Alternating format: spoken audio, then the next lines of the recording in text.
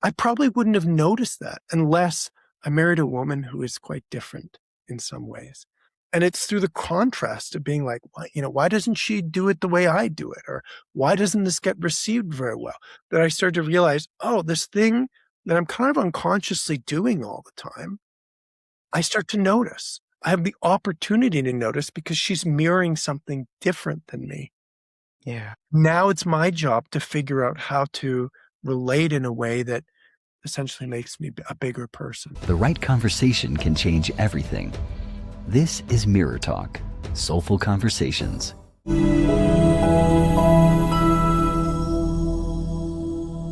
Today on Mirror Talk Soulful Conversations, we welcome a spiritual teacher and the creator of Developmental Architecture.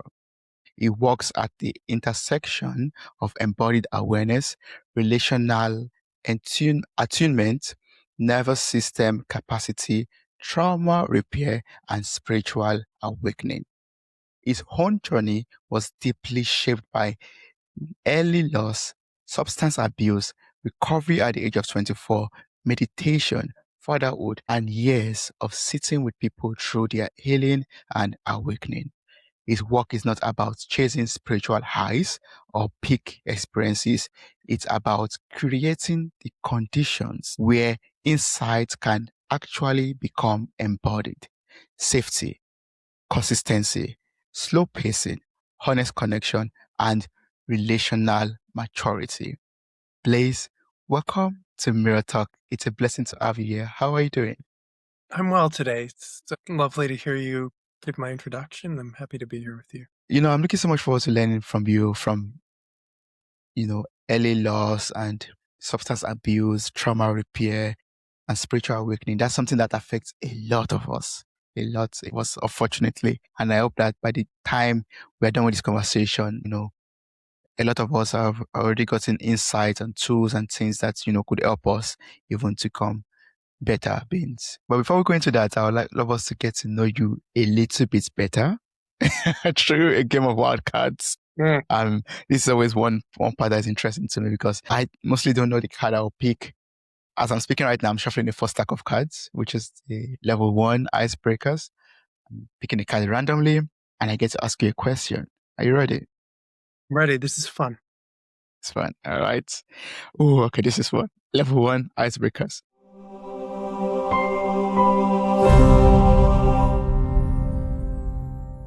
The question is, what insecurity have you grown out of? Oh, I don't compare myself to people very much anymore. When I was a child, when I was a young person, I would look around at people and I felt like I didn't fit in or that I was behind a lot. I felt like I was behind, like other people were further along. And I felt very shy about myself.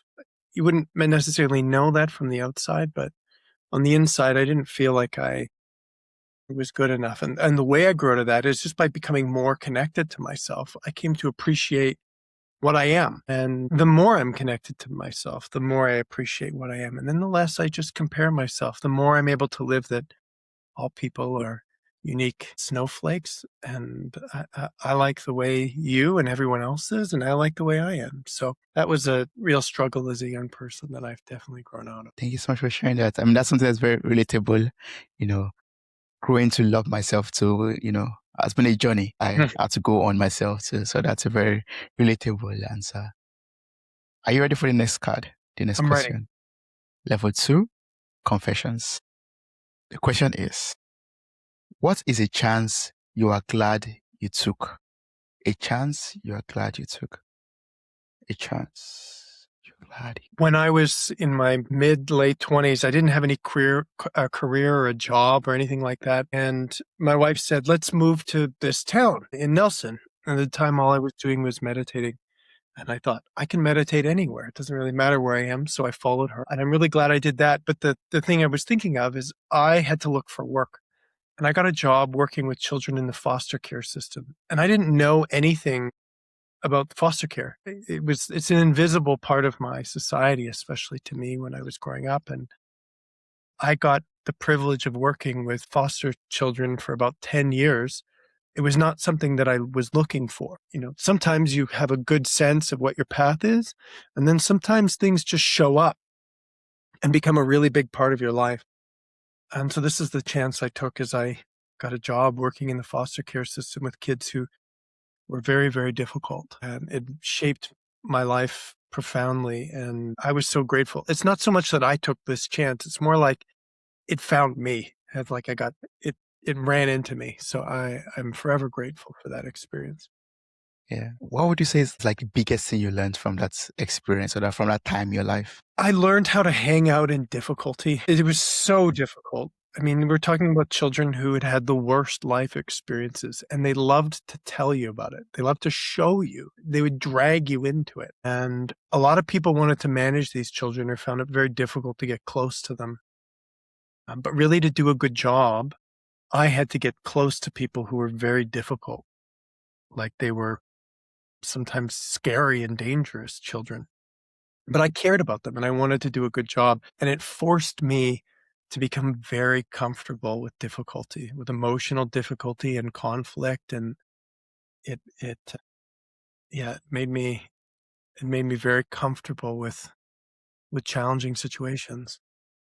Pushing you out of your comfort zone and, making you, Always, yeah, always yeah, out of my comfort zone. Yeah. that's a big challenge. Are you ready for the last wildcard question?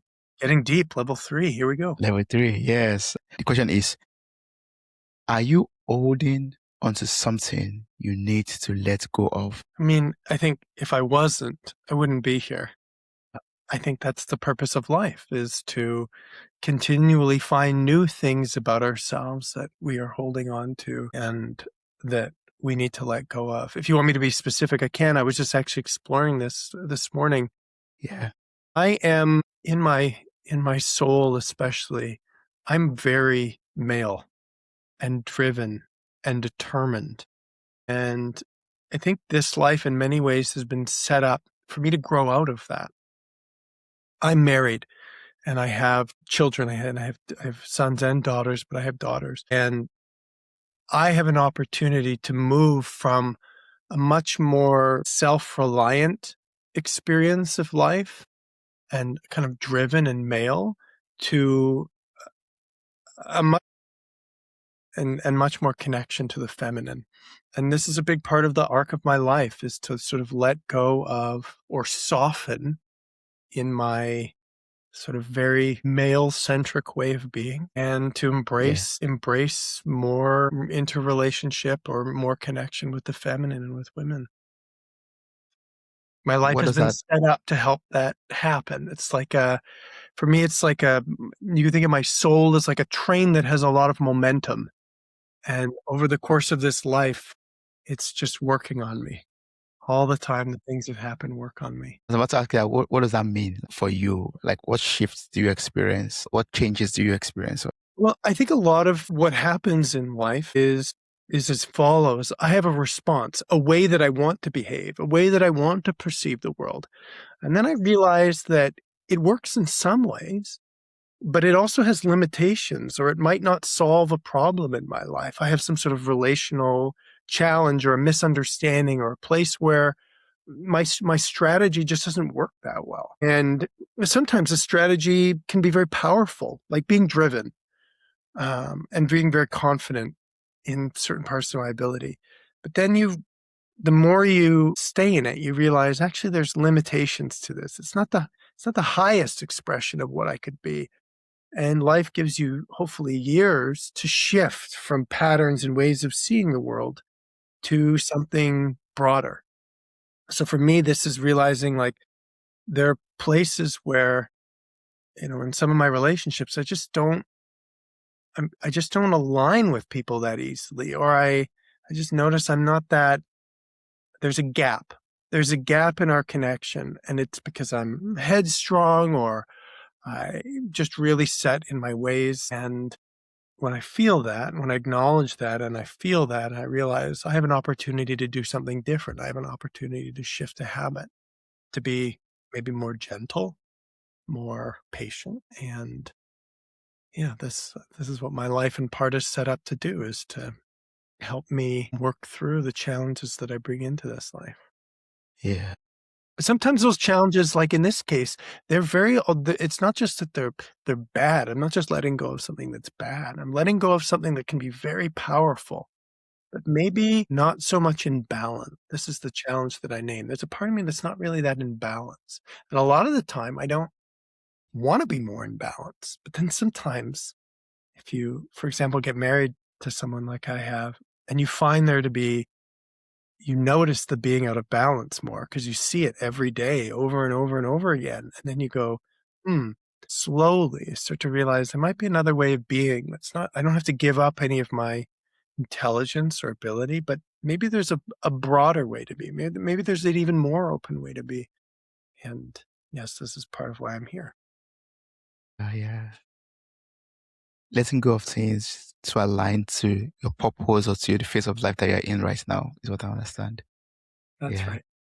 So imagine, I'm sure it's this way for you, is you've clearly made big journeys in your life. You have one culture that you know the rules of and that you're successful in. And then you move to another culture, and then you have to figure out, how do I embrace both? How do I make sense of where I'm coming from and where I'm going? And this is true culturally. It's true within our own soul. It's true if we come out of a family and move into a world that's different, or come into a relationship with someone who's different than we are. We have to figure out how to make it work, which means we have to adapt and evolve.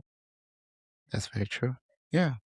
And that's what life is all about, right? Adapting and evolving, That's what life is learning. all about. That's right. Yeah. On learning things, learning new things, and relearning things. Yeah.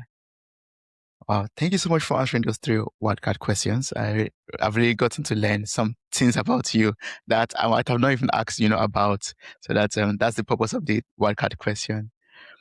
One thing that stood out to me, from reading about you and also from your question right now, is going to take me back to your life 24 at the age of 24. Like your life took a major turn at 24 when you entered recovery and began a deeper path of self-inquiry, healing, and integration.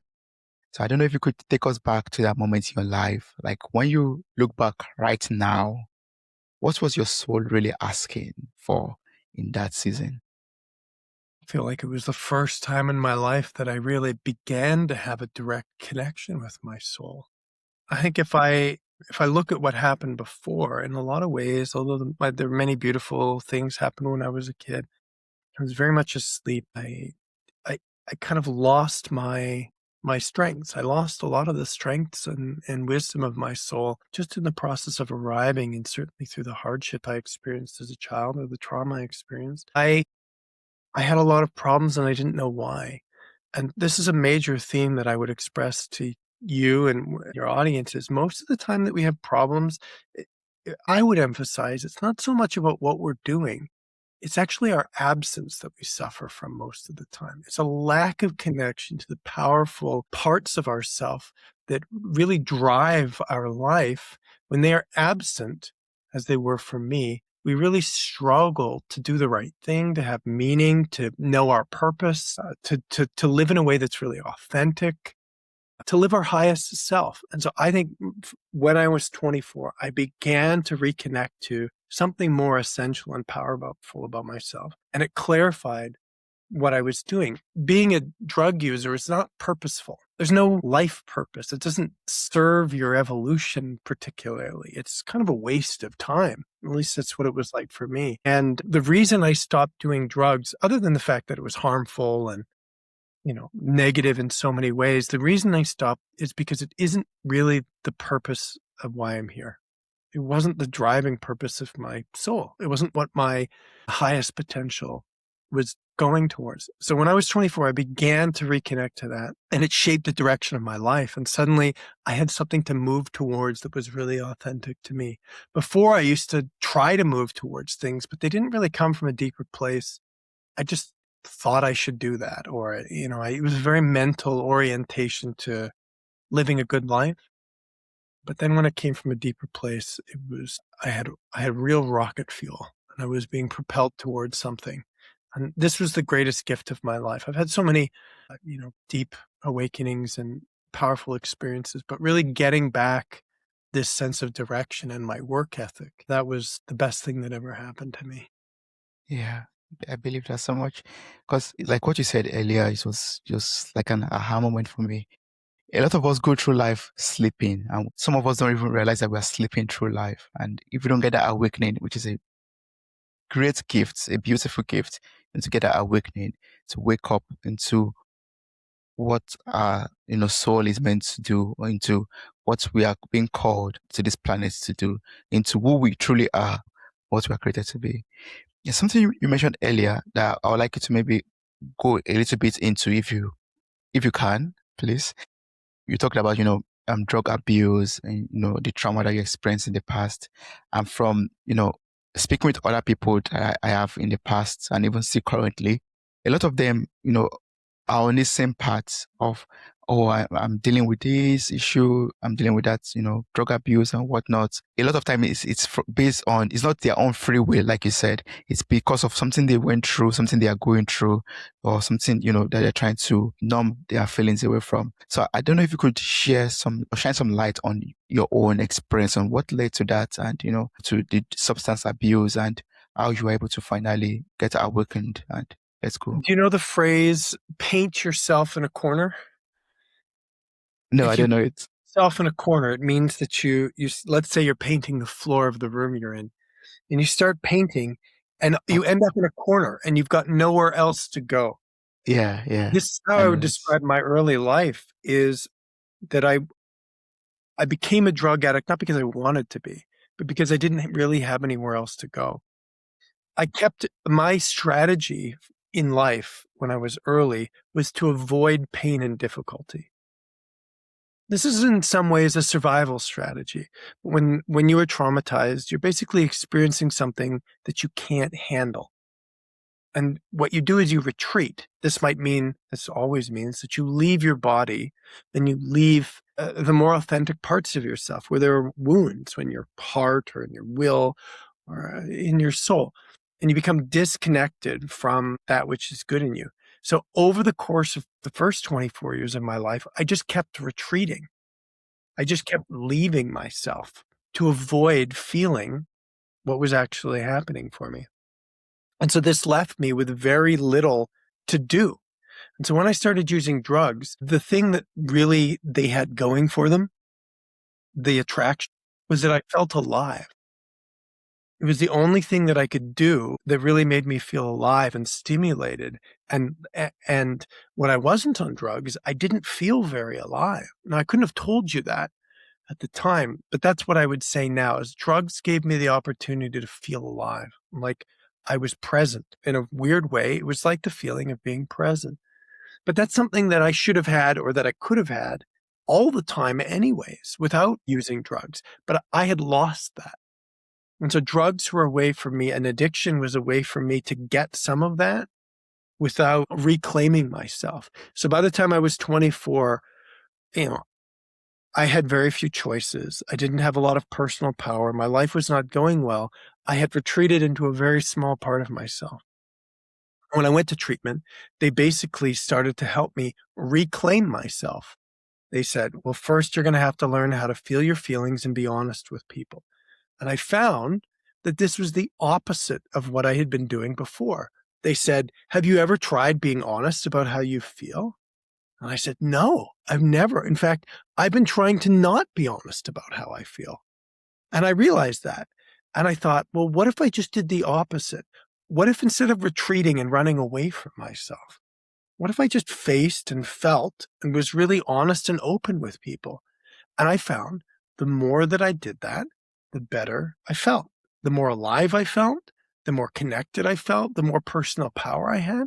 And so I basically reversed the process. The first 24 years of my life was retreating and running away. And the next, 16 years has been reclaiming myself. And I had this model that started to become apparent to me. As I said it earlier, my problem was not me. My problem was the absence of me.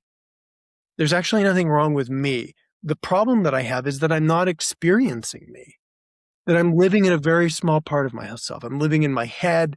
I'm living in my survival strategies. That's not the fullness of me. And the more that I connected with myself, the better my life got. And it was a very positive path. And so I completely lost any desire to do drugs or run away from things. And I just got really busy in feeling and facing life. The problem is the absence of me. Oh, that's so deep. Spirituality will often tell you the opposite. They'll say it's your belief in yourself, your identification with your ego that somehow gives you suffering in a false self.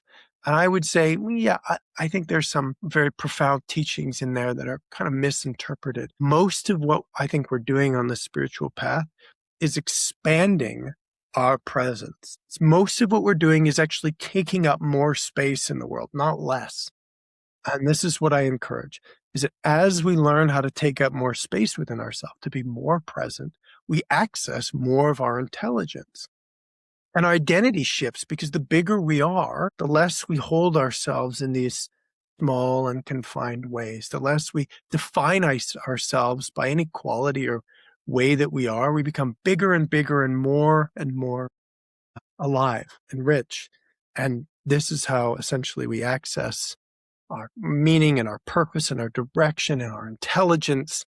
It's not just through our mental world that we apply ourselves in this world. It's by kind of gathering an ever and ever bigger experience of me and my experience and my presence in my body that I bring more to life. And the more I bring to life, the more life responds by giving me bigger opportunities and more adult, healthy experiences. Bring to life the more, life gives me more greater experiences and blessings also. Yes. Please, you can correct me if I'm wrong, but I believe that one of the powerful themes in your work is that healing does not really happen as a solo project. So I would like to learn, why relationship is so essential to healing, awakening, and becoming whole. Like looking at your story and, at the age of 24, experiencing that awakening and going through the healing process that you went through. What role did relationship play, in that journey of yours? Or is still play in that journey of yours? Well, the relationship that I describe about retreating from myself also includes retreating from others. And what I found is the more that I left myself, the less I was connected with others. And it left me with a very deep sense of being isolated and separated. The way that was corrected was not just by me becoming more connected to myself, but was other people caring about me.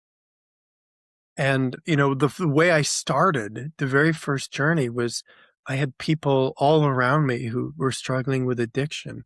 And our job was to get to know each other. And what I found was when the parts of me are welcome in you, when what my experience is, what's true for me, when it's received and welcome in another person, there's a profound relief that can occur.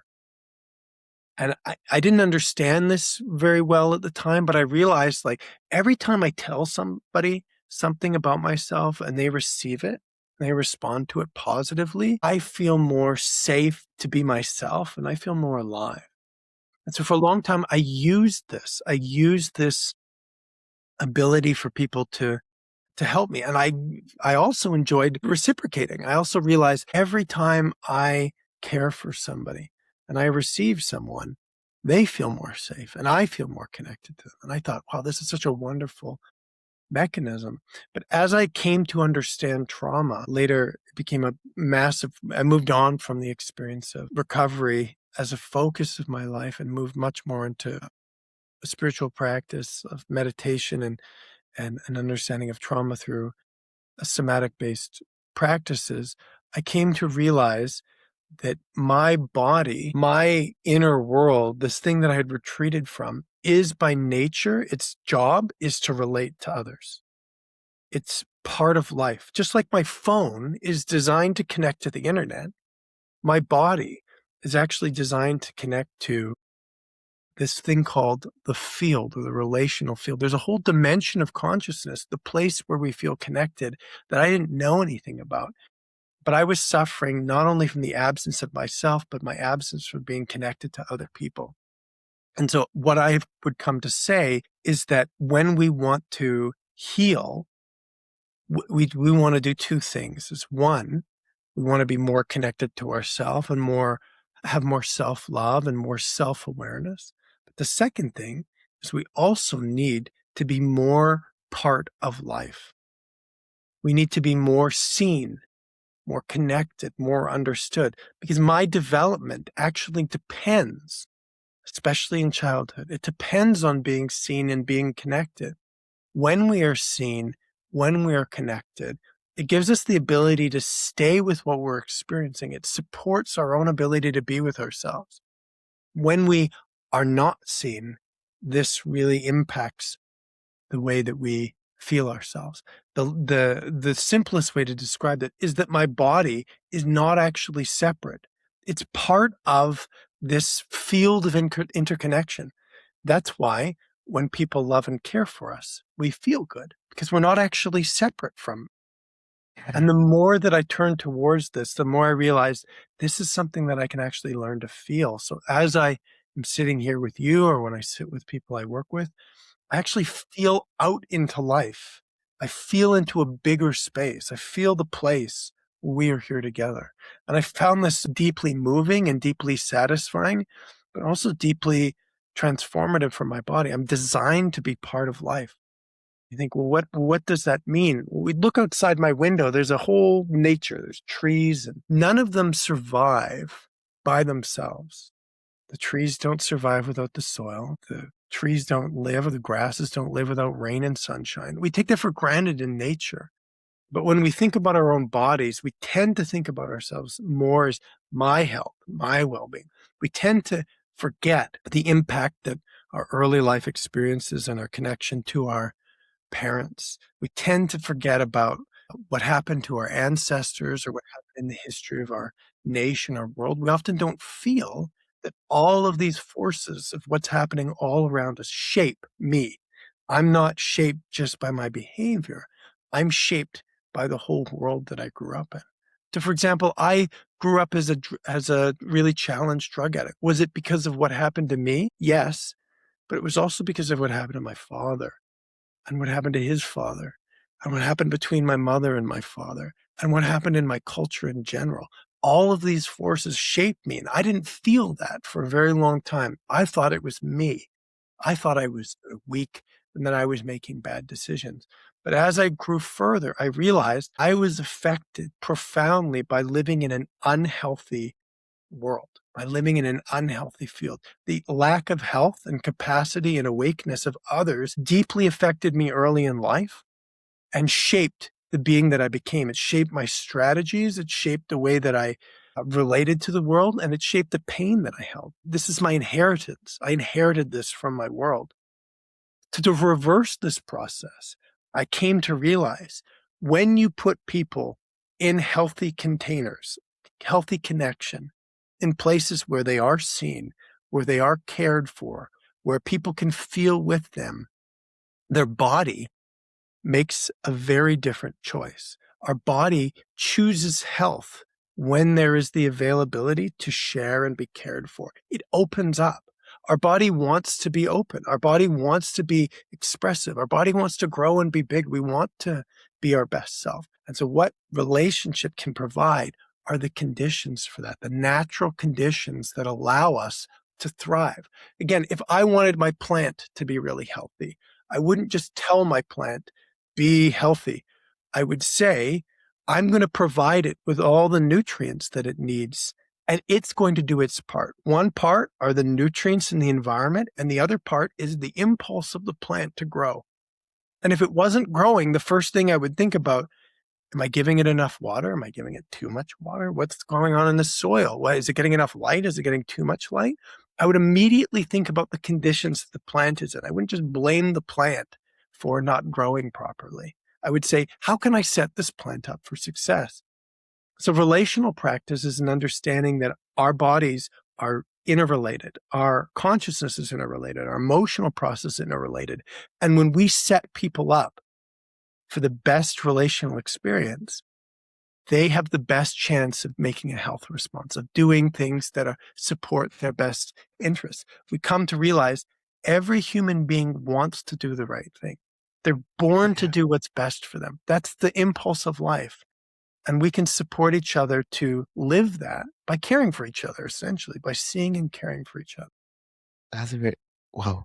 I mean, that's the importance of having an healthy environment around us. You said something that I'm reflecting on right now at this moment as I'm speaking. And that is, there's a lot of things that we carry, a lot of trauma that we carry through our bloodline. Using your example, your father, his father, what happened between your father and your mom, all of these things, even your culture, all of these things influence or affected the way, you were living your life in the first 24 years of your life, basically.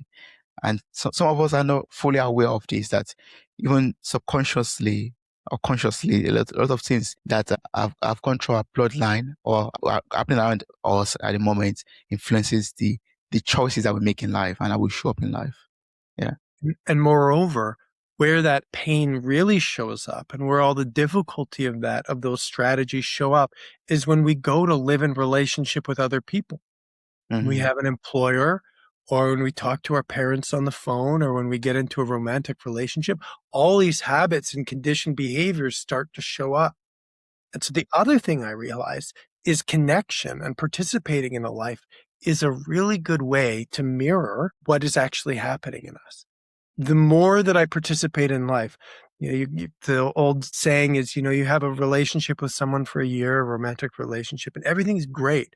And then after a year, all these problems start to show up. Why? Well, because that inner life and all those habits and all those relational patterns, when we go to connect, they actually show up in our connections. And that's not a sign, that's not a problem. It's actually an opportunity.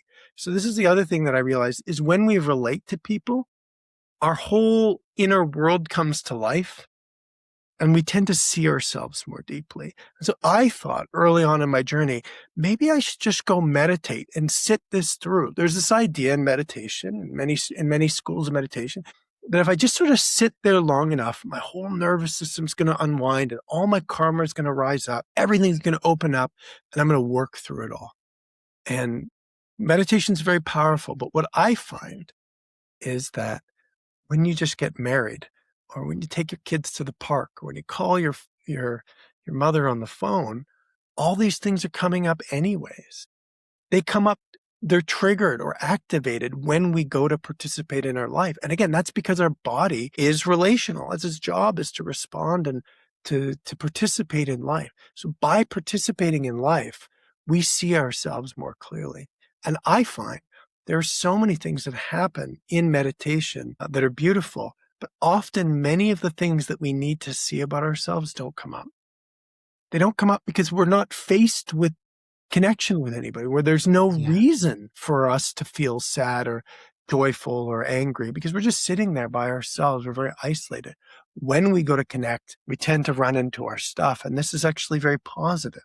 It's very positive. In fact, if your goal is to know yourself more, to heal more, one really good way to do that, other than to just sit in a cave by yourself, is to just go be in relationship. All your stuff and deeper layers of your stuff will start to show up. And if you can develop the skill to relate to that in an intelligent way, you can progressively dissolve these habits. Again, I described this earlier in your 3 questions. I said, I'm very male. I'm very sort of driven and focused in this way. I probably wouldn't have noticed that unless I married a woman who is quite different in some ways. And it's through the contrast of being like, why doesn't she do it the way I do it? Or why doesn't this get received very well? That I start to realize, this thing that I'm kind of unconsciously doing all the time, I start to notice. I have the opportunity to notice because she's mirroring something different than me. Yeah. Now it's my job to figure out how to relate in a way that essentially makes me a bigger person. That's a big lesson I'm taking on with me from this conversation. Face life through relationships with people out there, and it's going to mirror back to you who you truly are. Then you see, habits, your behaviors, things you work on, things that trigger you, things that And if you even appreciate about yourself. I'll add to that. They will mirror, who you are to some degree. And there's also many ways in which deeper parts of ourselves don't get seen in the world because our ability to really see and feel each other is growing. We're evolving in our ability to really see and feel deeply into each other. So for many people, they would say, I don't feel seen or connected in my relationships. I don't feel like people really know me. And in this case, the emphasis is it's not that there's something wrong in my environment so much, but what I am trying to create or what I am creating in the world is a much deeper capacity for people to be seen.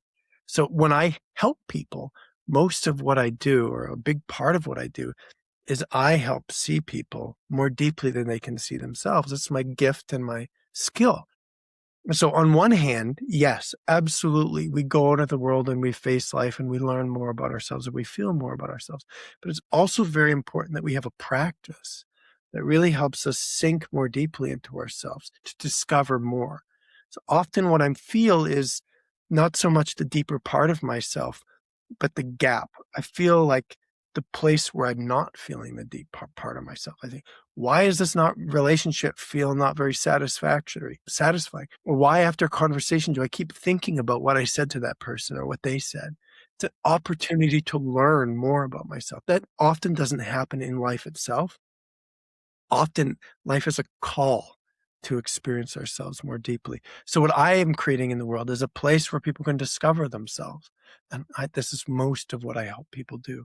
People will say to me like, I have this reaction. I don't know why I do this. It's not working for me in my life. Why do I do this? And our job is to use the evolving clarity of consciousness to feel more deeply into people, to feel essentially how it came to be that they're doing that, and to feel the structure of their body and their consciousness and their nervous system so that they can continue to evolve, so they can move out of a conditioned response to life to an evolutionary response to life. Very curious to know how you do that. Imagine I approaching you right now, Blaise, and asking you, okay, can you help me to get connected to my deeper self, to understand the gaps?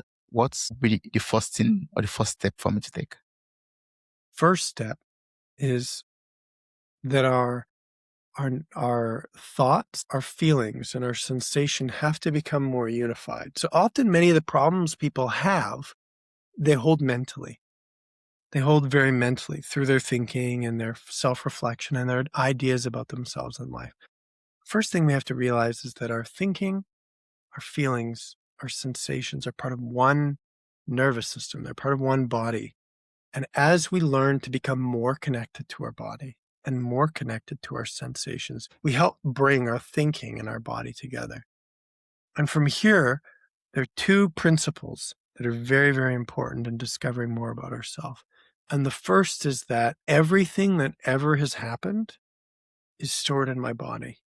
And at first, you might not feel that, but over and over again, we can show you that this is true. Your whole life history is here. And what's really important about this is the past doesn't go away. What happens is as we grow up, we accumulate more life experience and energy, like building floors on a building. So when I'm 40 years old, I'm not just 40.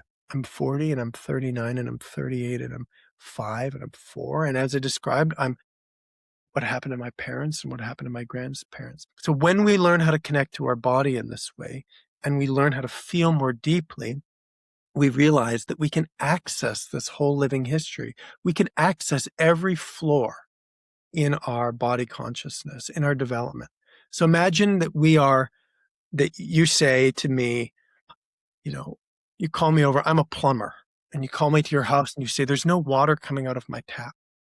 First thing I do is I open the tap and I go, oh, you're right. There's no water coming out of this tap. Then what's the second thing I do? I start to trace the water line back to the source. I follow it from the tap. I go, oh, there's no water through this pipe. And I go further back. There's no water even further back in the line and even further back until I find the break. So this is a skill in trauma healing, is that I learn when I talk about a symptom in my life, like there's no water or I don't feel very connected, So if I say, I don't feel very connected to anyone in my life, my next question is, how do you feel when you say that? And by sinking into the body, we start to go deeper and deeper into the source. And we start to find all the breaks, all the places in our life energy and in our incarnational process or in our soul where there's no flow, or where there's been a trauma, where there's been a moment where something happened, where our nervous system freezes. And each time we recognize one of those, we bring more flow to life.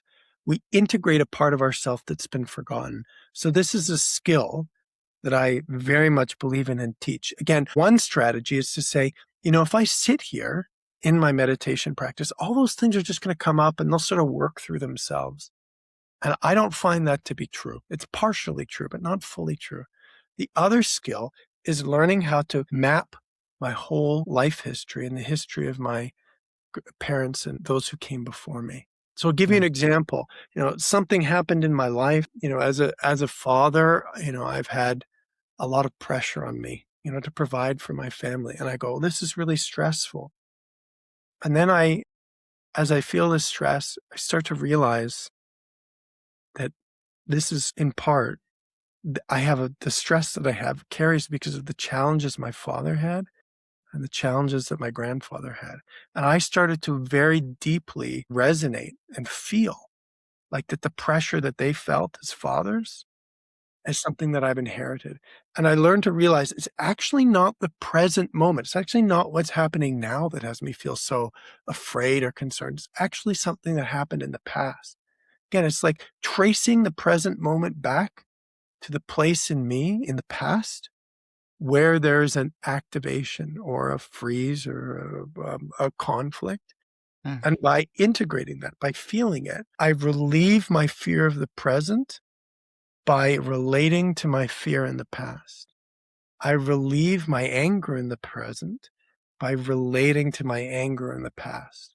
So when we learn like where things come from in us, we're able to actually find that in our body, we can solve these problems in the present moment that are actually a reflection of what's happened to us in the past.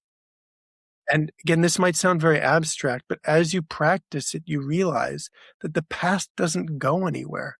The past is not gone. It's informing this moment all the time through the magic of consciousness. The past is alive now. And as we relate to it, we become increasingly present and we resolve problems that actually have a source in what has happened before. Wow.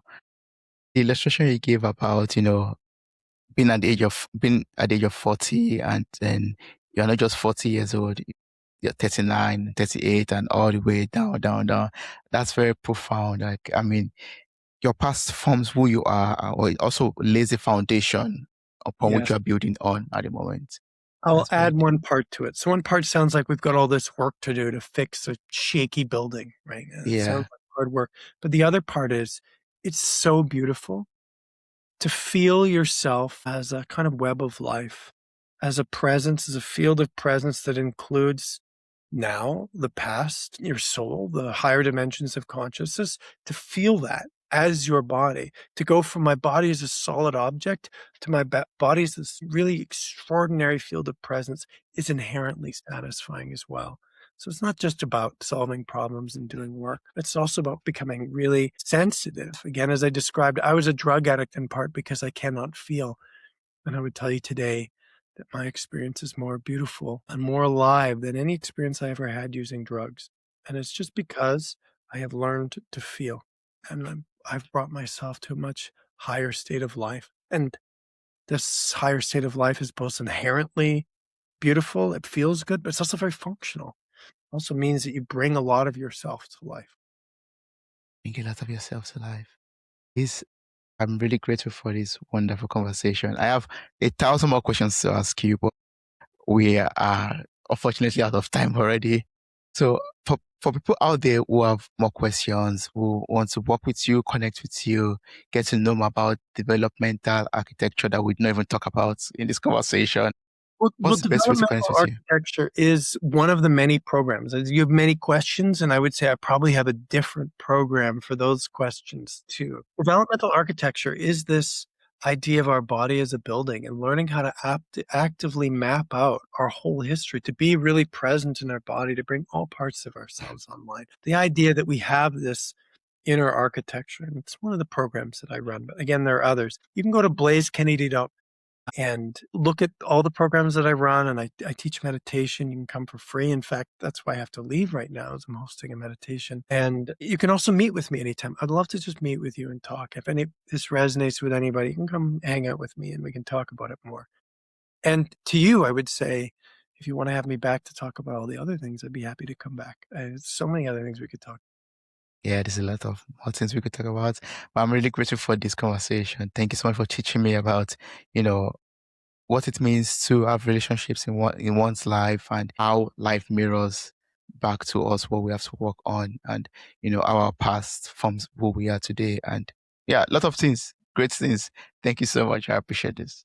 Thank you for your time. Appreciate it. Thank you.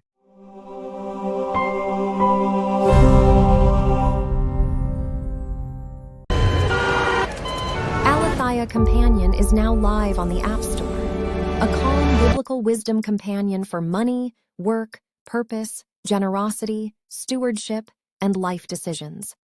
It helps you slow down, reflect, seek wisdom, and take one faithful next step before pressure makes the decision for you. Download it today and leave an honest review if it speaks to you. Thank you.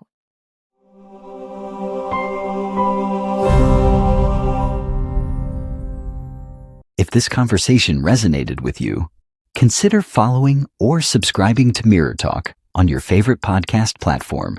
You can also support the show by sharing this episode with someone who might need it, and by leaving a 5-star rating. It helps these conversations reach more people who could benefit from them. Thank you very much.